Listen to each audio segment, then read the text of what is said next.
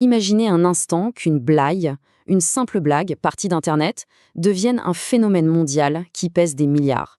C'est l'histoire complètement folle du Dogecoin. Alors, comment est-ce que c'est arrivé? C'est ce qu'on va décortiquer ensemble. La question peut paraître un peu folle, c'est vrai, mais l'histoire du Dogecoin montre bien que dans notre monde ultra connecté, la ligne entre ce qui est sérieux et ce qui ne l'est pas, eh bien, elle est de plus en plus fine. Allons voir ça de plus près. Pour vraiment piger le phénomène Dogecoin, il faut revenir au tout début. Et vous allez voir, ses origines sont, disons, assez uniques en leur genre. À la base, il faut bien comprendre que le Dogecoin a été créé comme une parodie, oui, une satire. C'était une façon de se moquer gentiment du monde très très sérieux du Bitcoin et de toute l'agitation un peu folle autour des crypto-monnaies à ce moment-là. L'idée, c'était vraiment de faire l'opposé total du Bitcoin. Pas de grands discours compliqués, pas de sérieux papal, juste une monnaie simple, fun et surtout ouverte à tout le monde.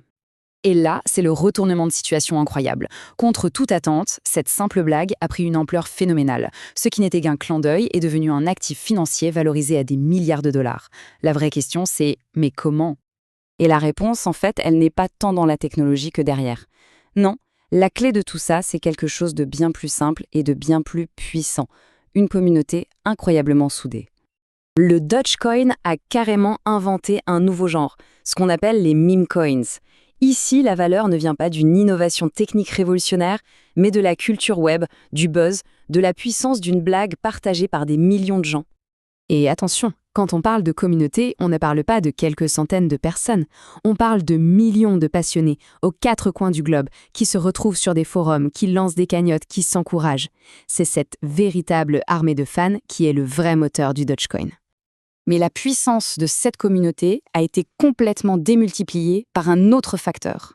Et pas des moindres, l'arrivée de personnalités très, très influentes dans l'équation. La popularité du Dogecoin n'a pas grandi petit à petit. Non, elle a explosé. C'est le parfait exemple de la viralité sur Internet, où un simple mème peut devenir un phénomène planétaire en quelques jours, surtout quand des gens connus commencent à en parler. Et quand on dit soutien influent, il y a un nom qui vient tout de suite en tête, évidemment Elon Musk.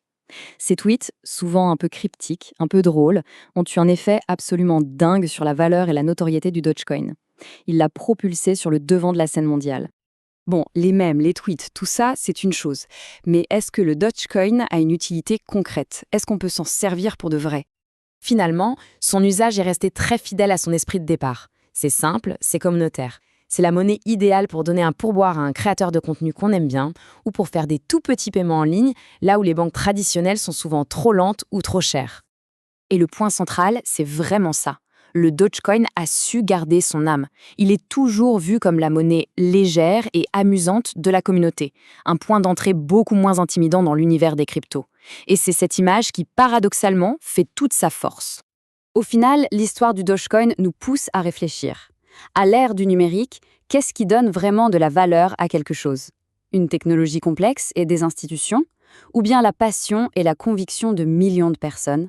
La réponse est peut-être en train de changer toutes les règles du jeu.